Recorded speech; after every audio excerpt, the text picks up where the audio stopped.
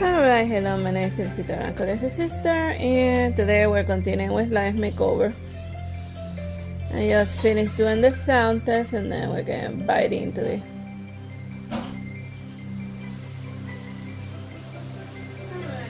Alright, perfect. We got sound.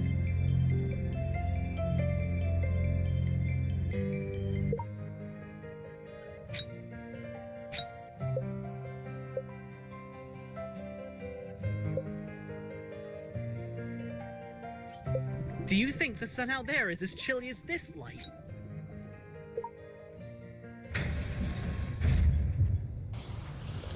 It's painting information assistant number 110 identity verified. Welcome.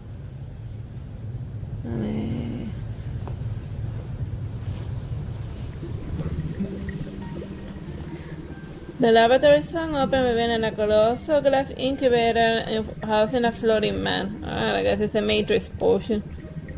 His hair sweating in the water surrounded by a network of stools that appear to both sustain and confine him.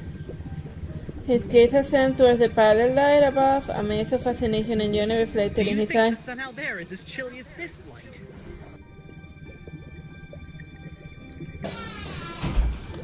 His abrupt question caught me off guard, contemplating for a while. Respond. I can't say for sure, and once you're feeling better, you can check it out yourself. His blue eyes follow the underlane and eventually focus in on me as he cracked a faint smile. A newcomer. I guess they only voice one line. Yes, I'm Artsy Sister.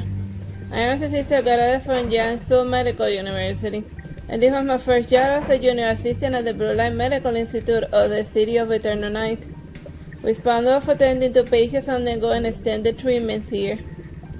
And as per the record, the man was a patient number 3 from the psychiatric department, a resident for 14 years. I'm Sean. He introduced himself with a smile exuding warmth. And reciprocating with a smile, I got the medicine ready and administered into the test tube. Sean obediently took the medicine while the casing on the expectant glare seemingly anticipated my comment. Well done. I ran my finger over his ear across the glass and then turned to tidy up things, getting ready to leave. A pill wrapped in a transparent bubble was expelled and dissolved by the circulation of the culture fluid. Do you spit out the medicine? Sean quickly suppressed his smile upon seeing my displeasure and took it at me with a pitiful expression. That's better. Gazing into his watery blue eyes for as long as 30 seconds, I sang. As per medical records, Sean had delusions and cognitive confusion and emotional breakdowns, and even engaged in self-harm as evident by the scars on his body. As a lab assistant, I couldn't afford to lose my temper to such a patient. But you must take the medication as required so you can get better and see the sun outside sooner. What's his name? Sean, I think. How about I bring some sugar-coated pills tomorrow? Sean blinked. Okay, Artsy Sister. Call me sister. Artsy Sister.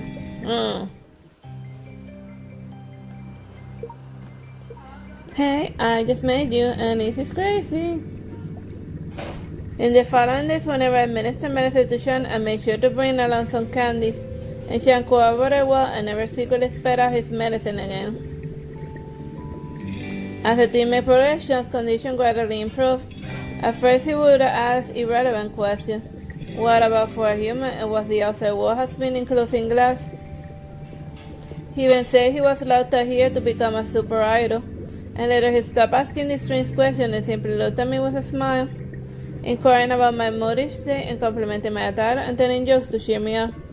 But I always felt he was drifting further away from me, and he no longer expressed his emotions in his face devoid of any expression other than a smile, like a perfect puppet.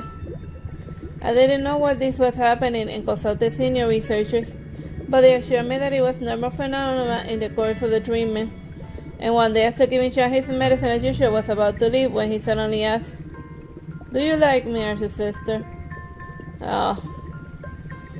I turned around, surprised to notice that same glimmer in his eyes as when we first met. But before I could respond, snap, and the light went dark and only the dim glow from the culture dish. The power had gone out. Sean's smile vanished instantly and replaced by panic and fear, and he screamed and struggled to pull out the tooth from his body, but they seemed to tighten in response, and the liquid in the culture dish sprayed into his mouth and nose, and his face was flushed in consistent cough. Sean! And I poured on the glass and desperately searching for an outlet, but all of the efforts went in a vain under panic. Artsy Sister, don't leave me, I'm scared. I'm here. I had never seen him so frightened, and yet I could not believe him struggling in the darkness.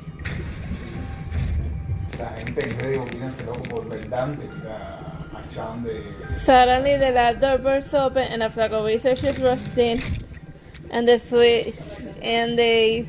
swiftly switched to the backup and administered medication into Sean's tubes.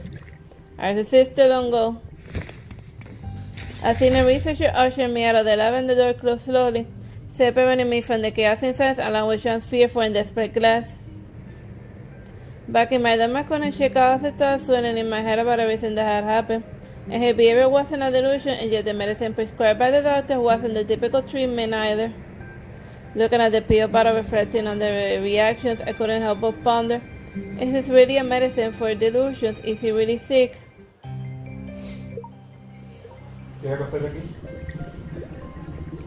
Or maybe it's just somebody that the researchers kidnapped for experiments. And it's not the first time that the student is actually the one being tested. When I saw Sean again, he was staring at the transparent ball. Was lifeless. Are you hurt? Concern echoed across my face, to which he mustered a forced smile. I'm okay, no mess today. His brow furrowed momentarily as he noticed my empty hands. Do you even know what those meds are for? He chuckled, and I felt a wave of frustration inside. Then why do you still take it?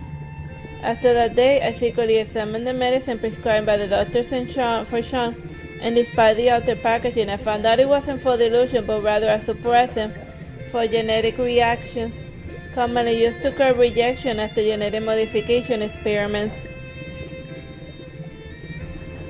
And such experiments were strictly forbidden. And I took it because I wanted to gain recognition from everyone, and the promise that once the treatment was done, I would be perfect and everyone would accept me. And his gaze made mine, and emotions obscured by the barrier of glass and shimmering water. So do you like me, Artsy Sister? No. His expression darkened. I don't like the way you are now. I miss Sean, who would jest with me and get angry with me and shock and pose bizarre questions to me. Sean raised his head, and a flicker of light dancing in his eye, and then he grinned. Don't you think I have many flaws, then? Mischievous, afraid of the dark, and fond of asking strange questions. No, that's what endeared me to him, and that Sean brought me the most joy and ease. No one is perfect, and having flaws does not mean illness. You don't need to be flawless, just be yourself, and that's enough. Sean beamed, and for an instant I felt as though the sunshine had flooded his eyes and warm and luminous. I don't want to take the mess anymore, Artsy Sister. And don't you wish to be accepted by everyone? I teased. Sean drew closer and pressing his face against my hand across the glass. As long as Artsy Sister likes me, that's all that matters.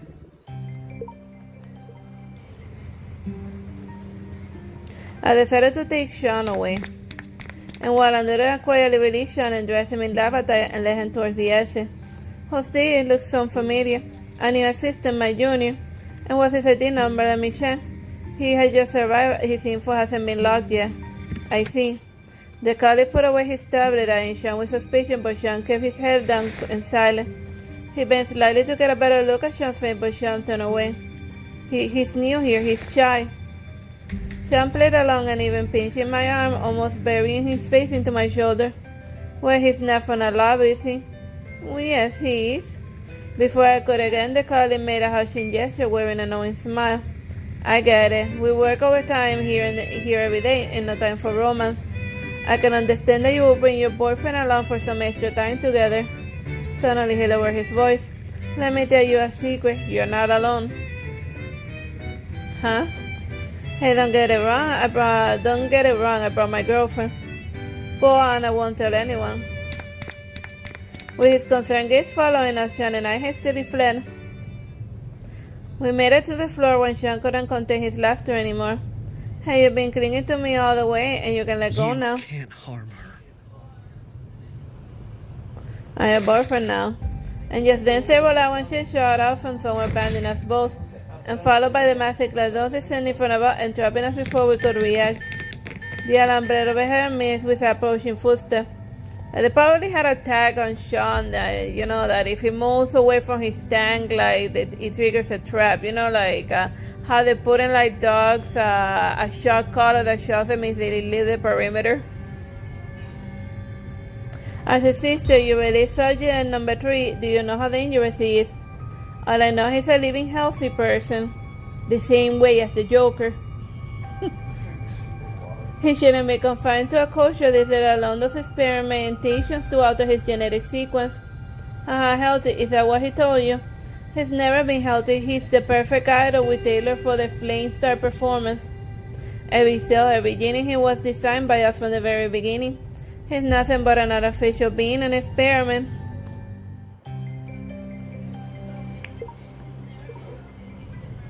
Unless and John who turned away. Artsy Sister, you're not suited for this job. You're fired now. The director's voice echoed in my ear, causing a whirlwind in my mind, and I shook my head trying to get clear. Yet the Flamester performance project is a top secret. And according to agreement, we need to erase your memories to ensure no leaks. No. Before I could speak, Sean turned around and I glared at the director with ferocity I had never seen. You can't harm her. The director frowned and then scribbled on the tablet. New disregarded, anger, tendency for violence. Sean calmed down, and it's just a memory erasure, nothing serious. He looked at me, his pain filled with sorrow and I. Artsy Sister, you'll never know what it means to lose your memories. I don't want you to forget me again. Again? My mind raced with a barrage of images. It seems like the main character is also the experiment in this lab. Sean, guess what? Goes to lurk in the darkness, just waiting to snatch you away and... Sean, why are you so skittish, you coward? Artsy Sister, whether you disappear, don't scare me. Artsy Sister, don't leave me scared. Please, don't go. My head aches, and I scream in pain. Quick, get her to the lab. No! There came a furious yell, and suddenly Sean broke free from his shackles. Alright, time to go mute the strike fast and unlike your creators. They went out and glass shards and iron chains whirled to the director, and the assistant reacted in a panic. Activate the defense system. Close the door now. And she dressed him while they were escaping. Sean seized his assault and rushed to my side and roughly snapping the chains about me, and I marveled at his strength, but he had already taken hold of my hand. Do you trust me, Artsy Sister? And the aggression in his eyes faded, without my passion and sincerity I couldn't resist, so I nodded. Sean grabbed my hand and dashed towards the exit, and bullets whistled by, armor chains crashed against the metal, and amid the shouts and curses trailing behind, I found myself deaf to it all. Only the warmth of the hand I held felt real, so warm, so powerful, so familiar. I didn't know where he would lead me, but I was willing to follow him anywhere. I am the new assistant number 130, and 130 happens to be my birthday. Really, what a coincidence. Then could you call me sister? I'm older than you, and you should call me brother. Oh God, they talk about a weird relationship. Moving on. And how about a compromise? You can call me Shaman, I'll call you Artsy Sister, okay? Stop staring at the incandescent lamp, and once you're better, I'll take you to see the real sun.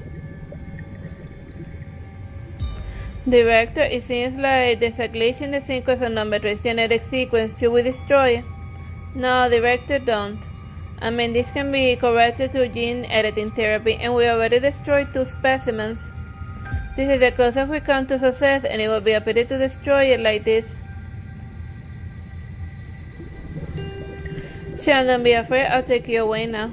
And subjects 130 and number 13 emotional experiments fail with uncontrollable risk and cannot be marketed. Also, like the main character is also a test subject. Why would emotions develop even without the inserting of emotion-related genes? Oh well, let's wipe the memories and start over and try editing the relevant genes again. You're awake. Staring at him for a while, I hugged him tightly. In hearing an intake of his breath, I realized that he was bleeding. Are you injured? I panicked as his wounds over, and Sean had many wounds, both old and new. But he grabbed my hand and gazed at me with softened eyes. You remember everything? Yeah. My voice choked with emotion, and I thought you didn't like me anymore.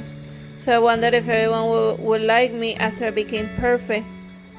And I pretended to have my memories erased and accepted the treatments and prayed that one day I would see you again. But when that day eventually came, I realized you didn't like the post-treatment. The post-treatment me. Sean, I'm sorry. I'm sorry that I forgot about you. No need to apologize. Your return is all that matters to me.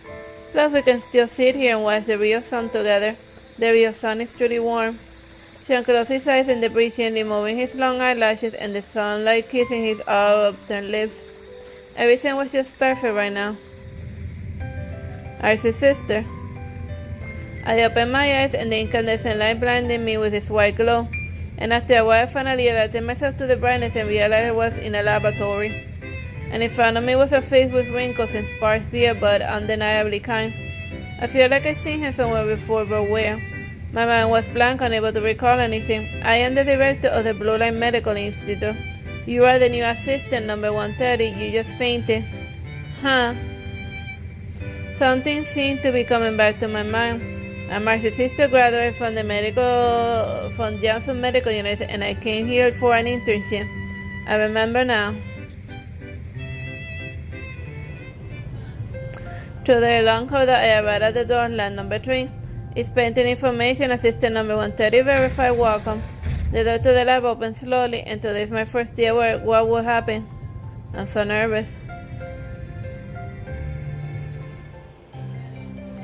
Oh yeah, so like, it just loops. Alright, let's, let me see. Let's do another one.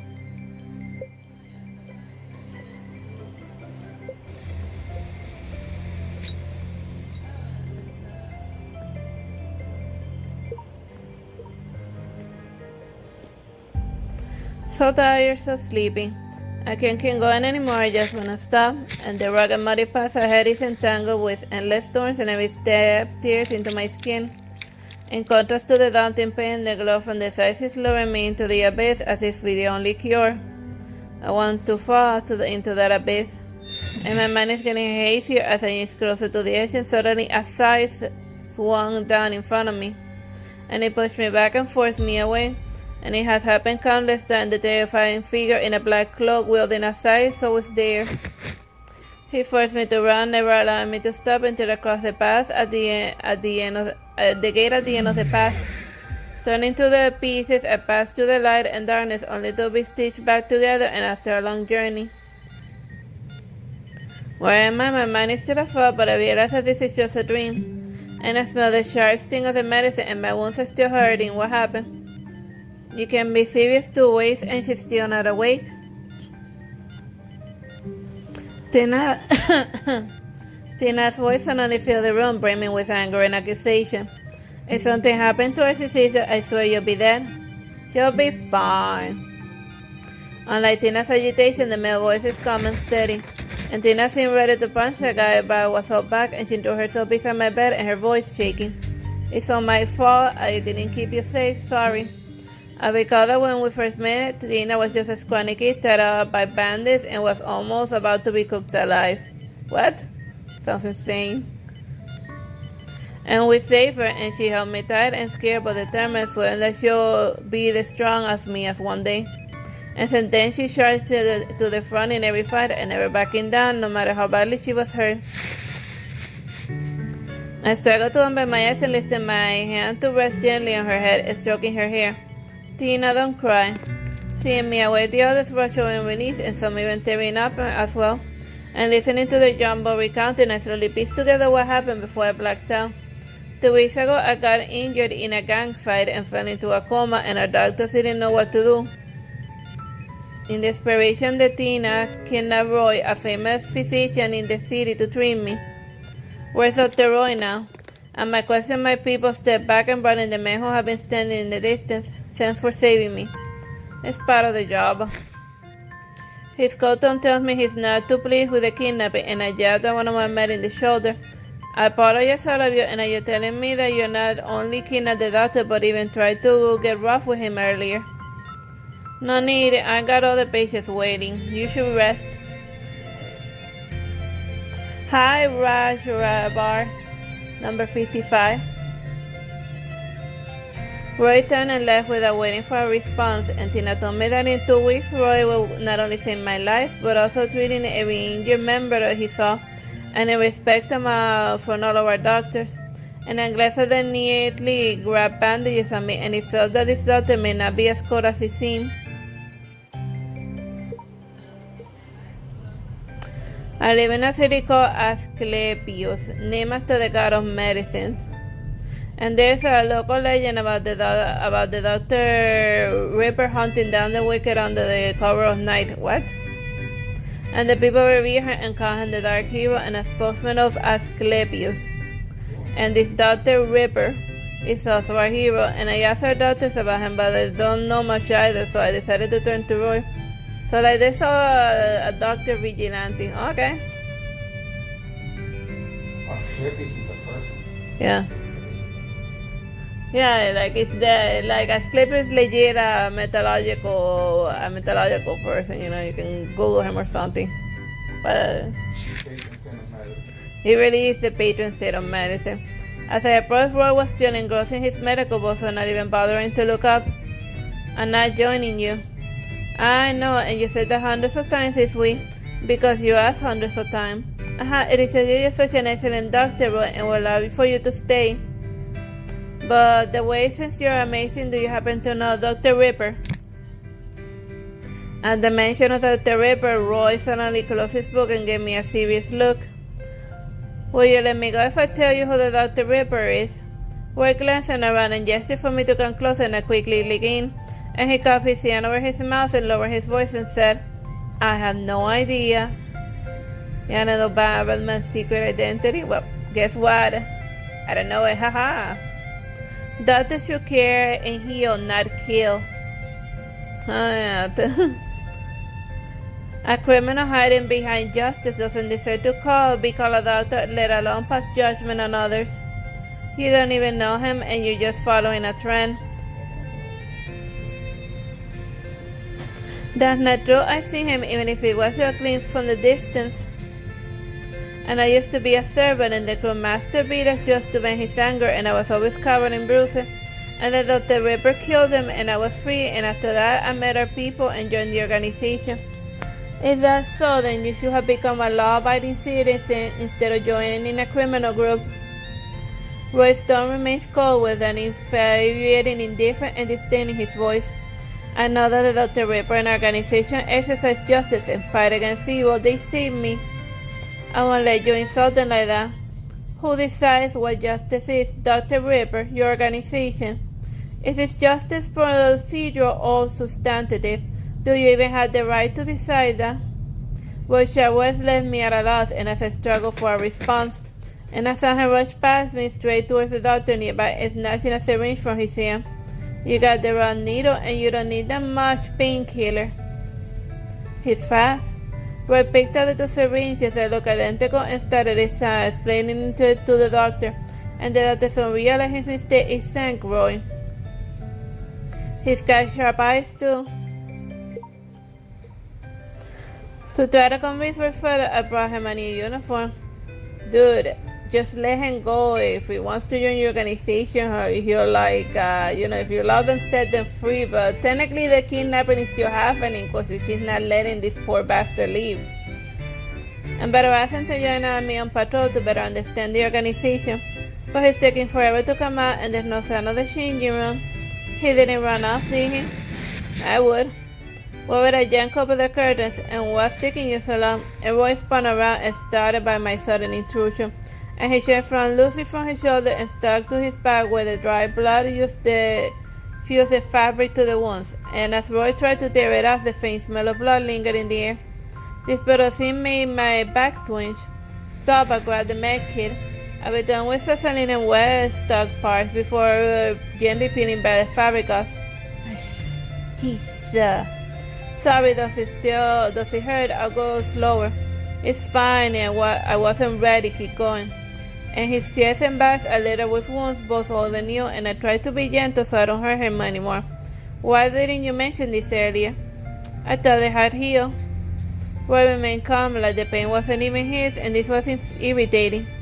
How can a doctor who saves lives every day not care about his own injuries? How did you get injured so badly?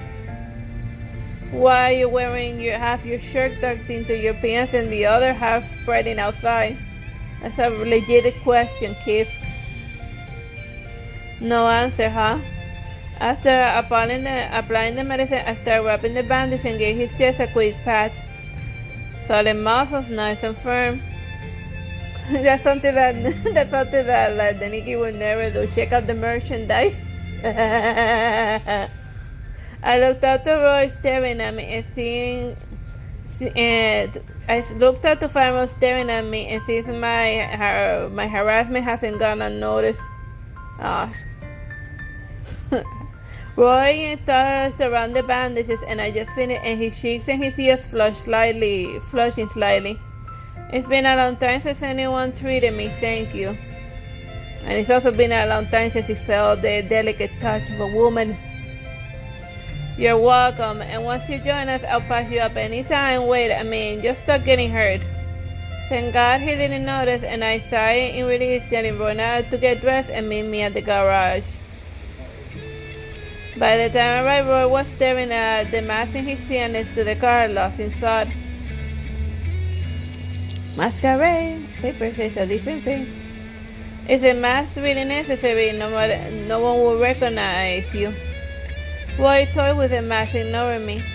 Let me rephrase it. You're so famous, everyone will know if you use a mask or not. And plus, a mask barely covers your face. Half a domino mask. After changing, Roy looked totally different, which made me sneak a few glances. What are you staring at? Isn't this just the same uniform for everyone in your gang? But I never realized how good it looks. Man, I'm a great designer. And if I weren't for the boss, I want to be a professional designer, and I should make your measurements and make you a few more outfits.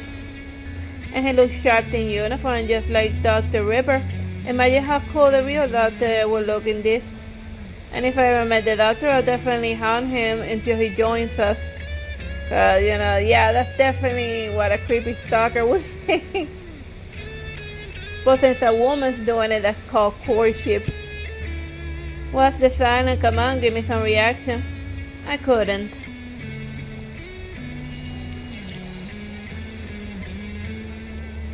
Does this tattoo have any special meaning?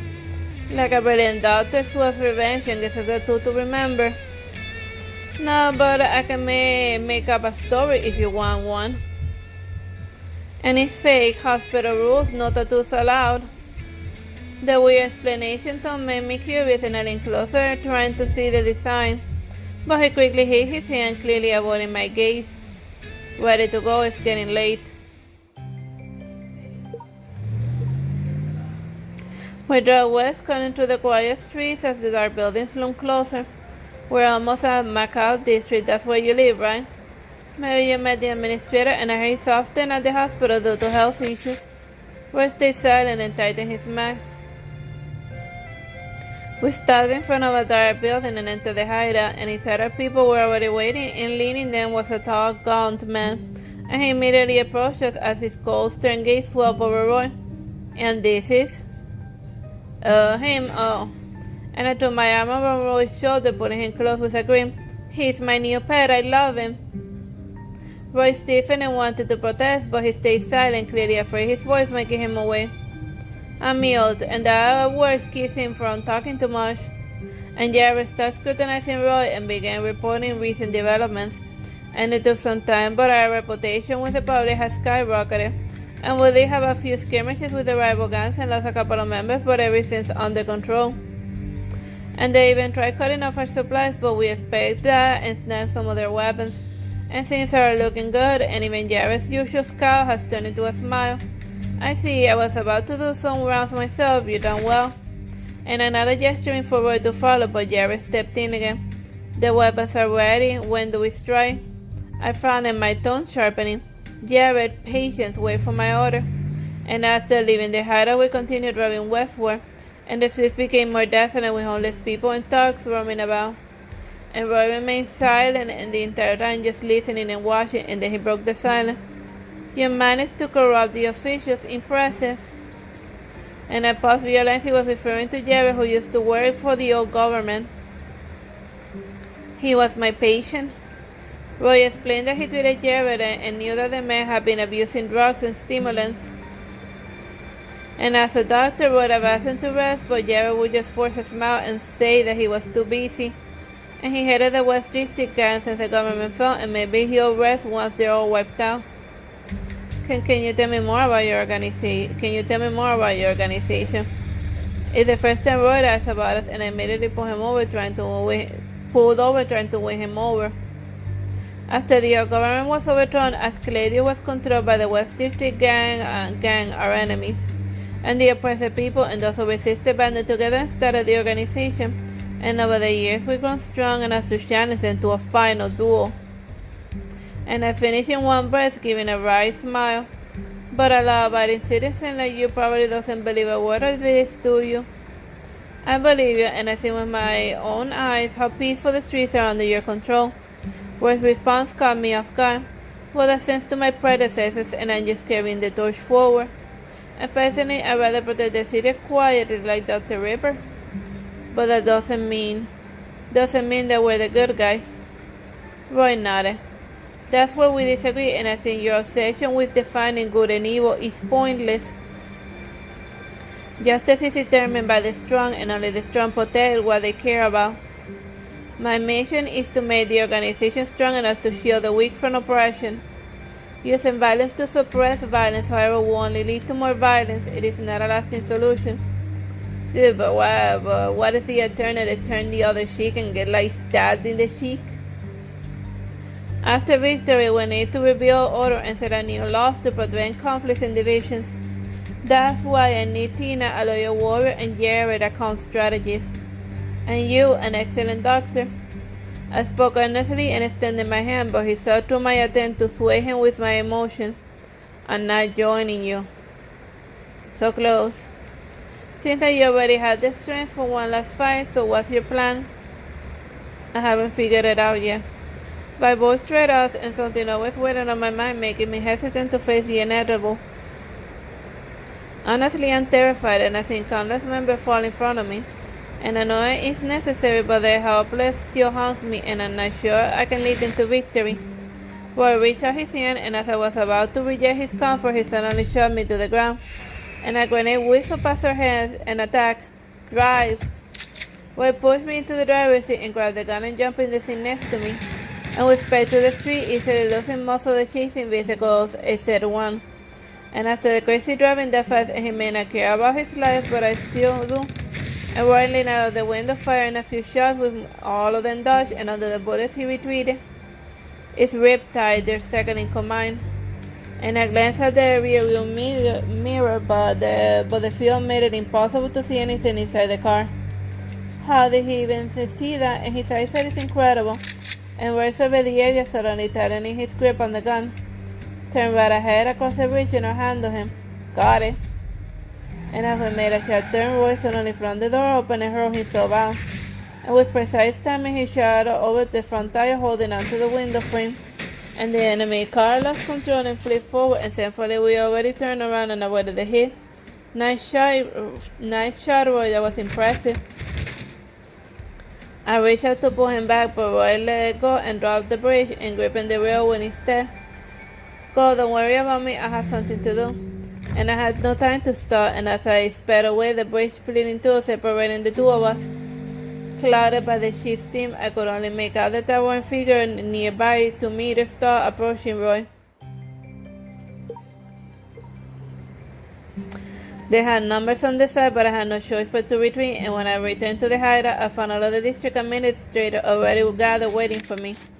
Jared handed them a letter, and it was from Riptide. He proposed a deal, the hostage in exchange for the weapons we stolen. The name in the hostage line had clearly been altered, and now it's Roy, but it used to be mine. This attack has been planned, and I tossed the letter onto the table, scanning the room, and anger etched on every face.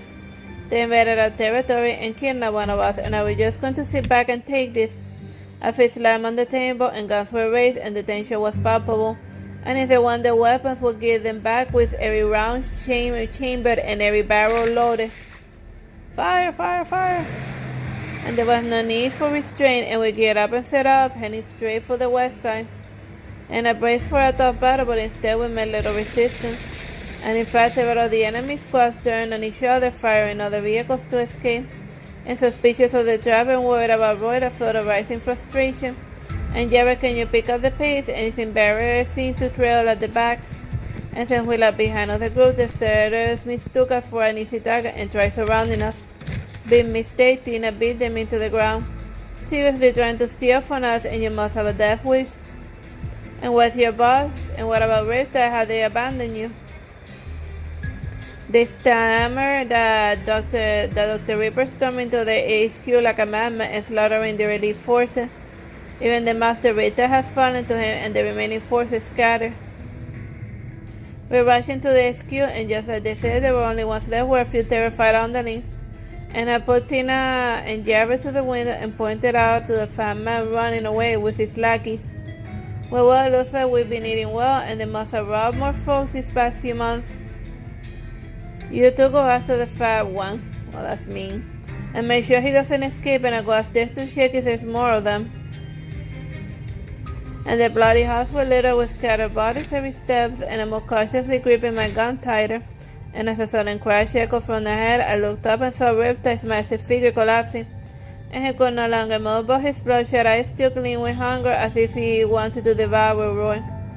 Have you forgotten? You're the one who brought you to this point. Roy's scalpel slid deftly along the bones, and screams echoed through the rooms as his body fell in pieces. And at last the scalpel pierced his neck and put an end to his brutal and absurd life. Roy pulled the scalpel out and gasping for it as he just shed every burden that weighed him down for years. After what felt like an eternity, he turned around, looked, and locked eyes with me. Artsy Sister. Roy froze for a moment, and instantly tried to hide the bloody scalpel behind his back. It looked like he was afraid of frightening me, or maybe he just trying to hide the evidence. Maybe because of the blood, his tattoo had turned a darker red, radiating a vengeful fury. Dr. Ripper? Are you Dr. Ripper? You must be, right? I rushed toward him, and this time he didn't dodge nervously and placed his hand on my shoulders. Why are you here? You're not hurt, are you? Though none of the blood on me was my own, I reveled in the joy of being cared for by my hero, Dr. Ripper. And I let him shake me for injuries without saying a word. And after he confirmed I was unharmed, Roy finally breathed a sigh of relief. I briefed him on the situation. Thanks to you for wiping out the relief forces, and we won the battle like cakewalk, but... I grabbed his blood-covered hand, sighing a helpless smile. We can save the examination for later, and you see smearing blood all over my face. The morning wind was still cold this time of year, and Roy buried the scalpel in the dirt beside the road, carefully placing a marker over it. The scalpel belonged to Roy's mentor, somebody he deeply admired and respected. Riptide invited his mentor to join their gang, but was rejected, and they resented him and framed the whole school. And they provided prison guards to torture them, and the mentor died first, and the other students also broke down. And just when they seemed all hope was lost and no one had the strength to pray to Asclepius, my predecessor stormed the prison and rescued them. And this shook Roy's long-held belief, making him question justice and who defines it. He had the symbol of Asclepius tattooed on his body, and if prayers are unanswered, he'll be Asclepius' spokesman. And he no longer waited for justice to come, and he became a blade of justice, sentencing the evil in the shadows. Yet, even after becoming the revered Dr. Ripper, he's never sure if what he did was right. So that's what you asked me before. Who decides what justice is? Dr. Ripper, your organization. Is it just a procedure or substantive? Do you even have the right to decide that? You were asking about our principles and my view on you, right? Roy nodded. And I thought you were trying to pick like a fight, and who asks questions like that? Wait, does that mean you got yourself captured on purpose to dream me and all to spy on our operations? Why, I just distrust offering no clear answer. Oh yeah, so if we judge the main character and her cronies as evil, then they were gonna get a scalpel to the eyeball. From this angle, I could finally see the tattoo on his arm, and it looked like a snake coil around a staff. I see it is a symbol of a scallops. It is a bit abstract. Well, no worries, and once you join us, we'll have plenty of time, and I hope you tweak it. I'm not joining you. What? Why? I mean, you can't refuse me at this point. Wakely saw back at the excuse, and we had just catch you, and where a flag no flew. You don't need Dr. Ripper anymore. Oh yeah, maybe you're right. And another pretending to be serious, and then grabbed him and shoved into the car hood. Roy reacted quickly, twisting my hands away and slipping free. Ah, my hand, fine. I won't ask you to join us, and then you have to be so rough, that hurts. And I clutched my left wrist and glared at him before turning my head away, ignoring him. Wade glanced at me, confused by my reaction, and he hadn't used that much force. He eventually shrugged it off and moved closer. Let me see. And I relentlessly held out my wrist, and the moment he leaned in, I snapped handcuffs onto his wrist. Huh? Thanks for reminding me. Now that the city's under my control, I am the boss. And the boss gets what she wants, and your consent is not needed. Alright, that's a whole bunch of red flags. I pushed him again against the car and rested my hand on his shoulder, and my fingers slightly traced the circles before pressing down. Here, doesn't it hurt? And here too, say something if it hurts. Wade clenched his teeth and shook off his head, trying to hide the pain. And my fingers slipped from his collarbone to the neck, dripping beneath his open collar. And I brushed over the bandages I had wrapped him before, and which are now damp with fresh blood. He's like the snake. So you're trying to tough it out alone, huh? Don't you want to stay? Would you say yes if I told you it was a personal request? How about this? I need you. Stay. Please don't make me beg. His face remained calm, but the redness creeping up his ears gave him away. He turned his head and his voice dropping. Back in the locker room. Can we do that again? Well, what do you mean? I blinked at him confusion, and Roy hesitated for a moment before placing my hand on his chest. Your hand is warm, and were you trying to comfort me back then? At this point, I couldn't bring an excuse to say that it was just an excuse to mess with him. Oh yes, I heard fingers are connected to the heart, so I thought that it would be a way for us to share our feelings. And after rushing through my lousy excuse before Roy could react, I quickly leaned in and brushed in a light kiss across his lips. Consider that an advance payment. As for the rest, let's see how you perform.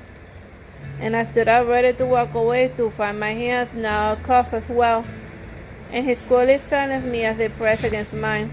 And his soft skin breath seeped into every inch of my skin and wrapped my arms around him without thinking. And his body felt like a lifeline in a stormy sea, like grasping for air at the last breath. And we sat clinging to each other in a vast empty world. Consumed by desire, we wanted to merge into one. I am quite satisfied with your advance payment. Oh wow, was it that bad? His members mounted into the wind as a scorching kiss had enveloped me, leaving me breathless. And I closed my eyes and pulled him closer, letting the fire carry me as we sank deeper into the ocean.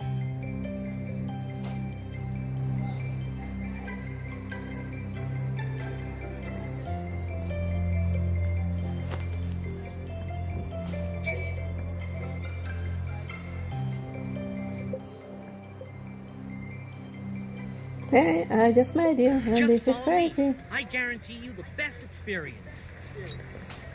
Alright, let's do another one since it's only been 44 minutes. The amusement park was buzzing on this weird day off, and I waved to the excited crowd, quickening my pace. Didn't expect there to be so many people, so I hope I didn't let Sean wait too long. The main guy scheduled me for a day like this, and we've been planning for quite a while. Artsy Sister over here.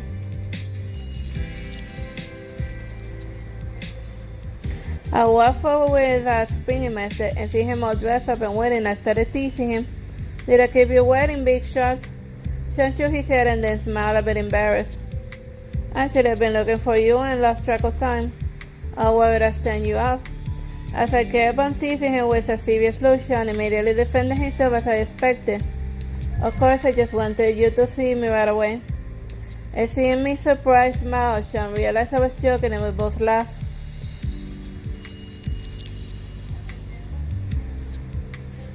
Wow, you prepared all of this. Do you like them? Sean's bright smile shone as he held the colorful balloons and flowers. I love them, thank you for doing this for me.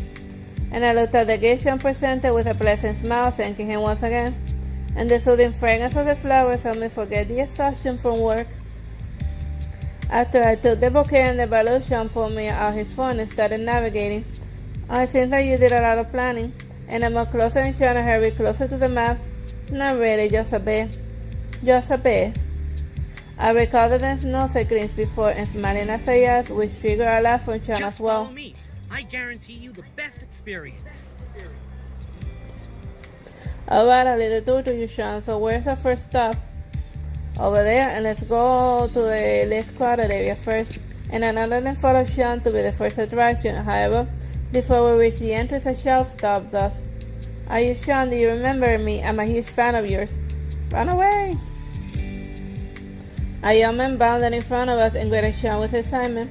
Sean was startled by the enthusiasm but quickly switched to his professional look. Of course, you're the one who asked a question at the premiere. Ah yes, and I've seen all of your works, and the enthusiastic fan kept talking and sharing his views on Sean's work and requesting an autograph and a photo. Thank you for your support, but right now, you just gotta respect people's time, just As Sean spoke, politely reminded was drawn out by the fancy Simon spin, his mouth making slightly strained. Out of respect for Sean's work and to avoid any rumors, I decided to wait nearby. And just as I pulled out my phone to pass the time in Varna, an intriguing melody began to play around me. And the lively catchy tune was hardly clear, like it was playing right in my ear, and yet I couldn't locate its source. Where's the music coming from? It doesn't sound like it's from the speakers. And while I was trying to spot its source unknowingly, I followed the sound back into the park entrance.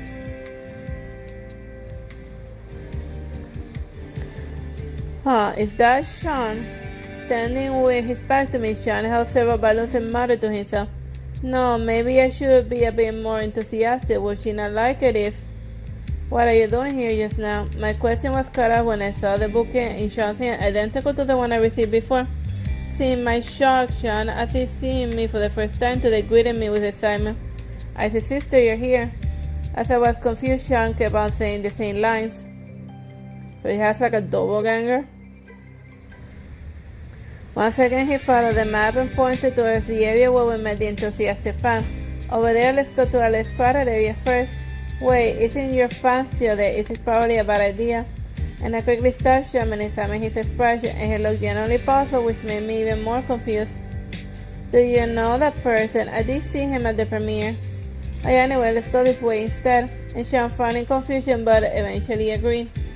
However, the persistent fan spotted us again and ran over with the same enthusiastic greeting. Are you Sean? Do you remember me? I'm a huge fan of yours. The exact words he said a few minutes ago. Facing the fans' overwhelming enthusiasm, Sean and I instantly chose to run. And we fled from the scene, and maybe because of its intensity or perhaps a premonition of trouble. Phew, where are we now? And we dashed into the building, not stopping until we got lost from sight of the fan. I guess it's like a weird temporal time thing, and whenever he runs into an annoying person, like time skips backwards and then we avoid the trouble. Looking around, I saw a dimly candle flickering in the dark with eerie shadows lurking in the corner. Only then did I realize that we had run into the haunted house. Are you okay? Is he gone? I noticed a slight tremor in Sean's voice and his pale face in the dim light. I'm fine, what about you? Me, I'm great. Ah! As a sudden scream echoed, Sean instantly tried to cover me, only to be startled by a ghost device. Sean, don't worry, it's a fake. It's a phony. It's a big scary phony. I found it somewhat amusing, yet his brave attempt to protect me warmed my heart. I'll go check the exit. Wait here. Sean gave me a look of thank you while carefully avoiding the swaying skeletons.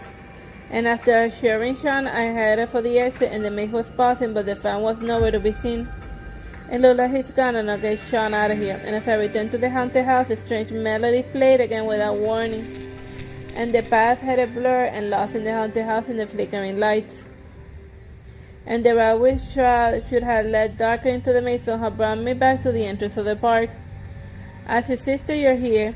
And like I had seen on Ruby, Sean stood holding a bouquet, smiling brightly, and said the exact lines.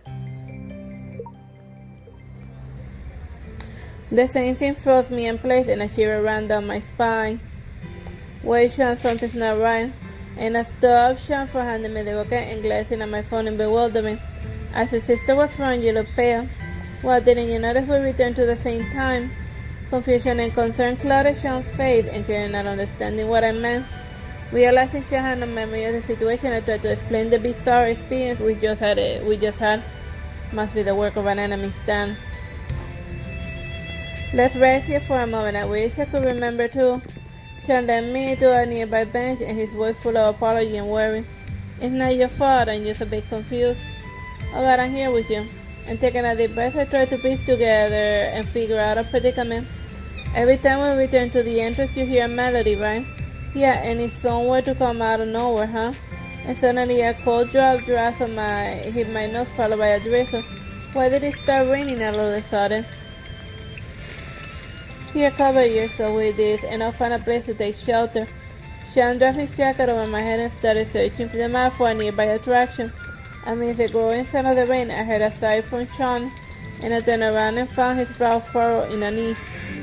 Before I could ask, the strange melody began to play. Sean, that's the sound, do you hear it? I tried to get his attention, but he didn't seem to hear me at all. And I stood up and attempted to grab Sean as he walked away, but my hand passed through thin air. It's really pouring down and I can't see anything, and my vision was blurred by the downpour and everything around me started to vanish. And suddenly the wet sensation disappeared and a cheerful lively sound surrounded me once more. And upon opening my eyes, I saw Sean waiting again at the entrance in the same spot by the entrance, and the time I had returned to our scheduled meeting. No, maybe I should be a bit more enthusiastic, would she not like it if... Sean was muttering to himself, but as soon as he saw me, his face lit up with a bright smile. Artsy Sister, over here. They're like in a weird groundhog temporal situation. But the time skips happen a lot. Like the going back in time happens in a shorter stuff. Like the loop is very short. The same lines, the same setting, the same events played out more at the entrance. How many times has this happened? To uncover the reason for the time loop, I tried different approaches. Standing Sean up at the very beginning, avoiding the fans, keeping the haunted house. But as soon as I heard the melody, I would head back to the entrance, relieving the meeting with Sean. Artsy Sister was wrong, you look pale. Maybe I should try running away from the amusement park. Sean's mouth fell into concern and maybe my distress was too obvious. Although telling Sean seemed pointless and I didn't want to worry him because of my secrecy. So I explained again and I asked if he noticed anything unusual today. Sean thought carefully before shaking his head. Well, you said the same thing last time. And still watching him think, I carefully calmed down and reviewed the recurring events. The key might be in Sean's meticulous planning every time, and the melody played when his plan had a flaw. Sean, you prepared a map, right? Can I see it? Just a bit. And he seemed panicked and hurrying over the action before handing me the phone over. And I figured Sean was flustered because I found out about his plans and didn't pay much attention to his panic. The fan area, and there we go. And this time I decided to solve the flaw in Sean's plan in advance. Let's go. Well, Artsy Sister, careful, slow down. And I grabbed Sean and hurried towards the first area in the map. Are you Sean? Do you remember me? I'm a huge fan of you. And the fast assignment greeting came right on cue, and when Sean's busy and stepped in and stood between them. Sorry, but this is Sean's personal time. Sean looked surprised for a moment, but quickly regained his professional look. Yeah, thank you for your support, but I have other plans now. The fan, taken aback, quickly apologized and left with an autograph. Thanks for helping me out, Artsy Sister. No problem, let's keep going. and I hadn't forgotten our goal and our chance to cure up as planned. And we hurried through the park, shaking off each activity. And just as we were about to finish, a cold rain just splashed down and soon turned into a downpour. Artsy Sister over here, let's take shelter. And we ran into a cafe and found a corner to sit and started drying our damn clothes. Ah, still can make it, huh? And I'm mother looking at the rain so fast outside. The weather forecast said no rain today. What do you think? I shook my head and said it was nothing. The frustration well up inside of me. The time loop is gonna happen. Well, now we just have to wait for the strange melody. And I waited for the reason and I unconsciously hummed the tune I heard countless times.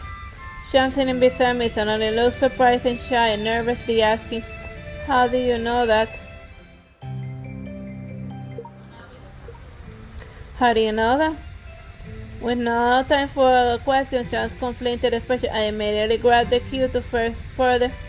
"No, what? Have you heard this melody before?" Under my intense questioning, Sean's tone softened in a hint of uncertainty. "You're probably humming the demo of a song I've been working on recently." Sean pulled out a pair of wire headphones, looking at me earnestly as he offered on one side. "Yeah, I was thinking about today's outing while composing it." And I took the headphones right away, and the lively music along with Sean's soft humming flowed between us.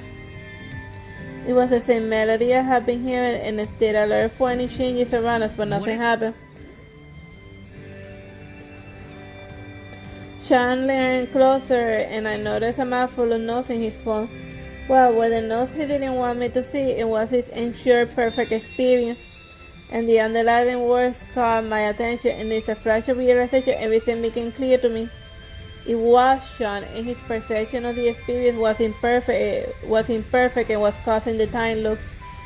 Interrupted by fast embarrassing in a haunted house and caught in a sudden rain. And in retrospect, the trip had not been as perfect as Sean expected, which ruined his meticulous planning. Sean, I need to ask you something important, and you have to be honest. Did you make a weird pact with a genie or something, or is this a monkey's paw situation? Hearing my sudden tone serious, Sean sat up and straight and nodded. I explained the time of and my theory, and then turned the question on him. Is this amusement park a place we visited as kids, and does it hold any special memories? Surprisingly, Sean shook his head seriously. Why are you putting on so much effort into this, I thought. I trailed off, and I assumed he valued this trip for nostalgic reasons. Sean seemed to see through my mind, and he looked at me with a gentle smile and replied with honesty. I just want to cherish every moment I get to spend with you. Besides, it's been a while since our schedules matched, right? And at this point, Sean even put on a puppy-like, pitiful expression, making me smile despite myself. I didn't expect it to cause such trouble, sorry. No, that's just a theory. A game theory. A Groundhog Day theory. It might not be your fault at all, and I understood that even Sean's perfectionism was causing the loop, it wasn't his fault. Just as I'm about to say something, the doorbell in the cafe rang, and a familiar figure stumbled in. Ouch, my foot really hurts. And Sean and I exchanged a glance and quickly went to help the person in our table. Are you hurt? Be careful. As they were running to avoid the rain, ouch. And I withdrew my hand from pressing on his ankle and shaking my head in resignation. You got a back sprain, and we should get it checked at the service center once the rain stops. Oh, but I have to work soon. Ouch, it really hurts. It doesn't look like you'll be able to walk off for a while. Can you take some time off? His response was pain expression mixed with groans of discomfort. It turned out he was a part-time mascot for the parade at the park. A mascot costume, and I compared him with Sean and pulled the idea Sean aside to share my idea. Let's do it your way, but what if the loop? I believe you won't let us fall into the time loop again, right? Sean froze for a second, but then broke into a smile, and his eyes shining as if filled with stars. That's right. The rain cleared and the parade went off without a hitch. Hey, you work hard during the parade. I handed Sean a cold drink and I made sure to pressing it against his cheek. Ah, thanks. And Sean was caught off guard, squinting at the cold. And the parade was flawless, and you're amazing, Sean. And I made the enthusiasm fan from earlier, making Sean chuckle. You're exaggerating. I'm just glad I didn't mess it up. It was perfect, even the interactions were seamless. and the earliest thing I'm hovering in the mask costume made me laugh. Well, it's finally over. And I looked at the exit heading towards the exit and I was feeling a sense of relief. It is a pity we didn't complete your perfect itinerary. No, we did. You're still here with me, which means the moment is perfect. The ones from Sean's hair enveloped mine and his gaze deeply Every sincere. moment spent with you is perfect for me. Leave me alone. Stop putting the bottle in my face, you lunatic. A gentle breeze lifted my spirit, filling me with life and sweet breathing. And suddenly another ringing jolted me awake, and I looked around in a daze. Was it all just a dream? Good morning, sorry I woke you up, nothing urgent. I guess I'm too excited and I had a long dream. What kind of dream did you have? I dreamt I was stuck in a time loop, meeting you over and over at the park, interest, achieving different outcomes. I shouldn't have gone to sleep after watching Groundhog Day. You took me around the park searching for clues, and why are you laughing? I'm not laughing at you. I was worried today you might turn out like the dream with unexpected mishaps. But seeing you listening so intently, I feel there's nothing to worry about. Just being with you is perfect enough. Well, I need to head out. Can't wait to see you. Alright, this is a good place to leave it. I hope you have fun with me, like reading you this side story from Life Makeover. Don't forget to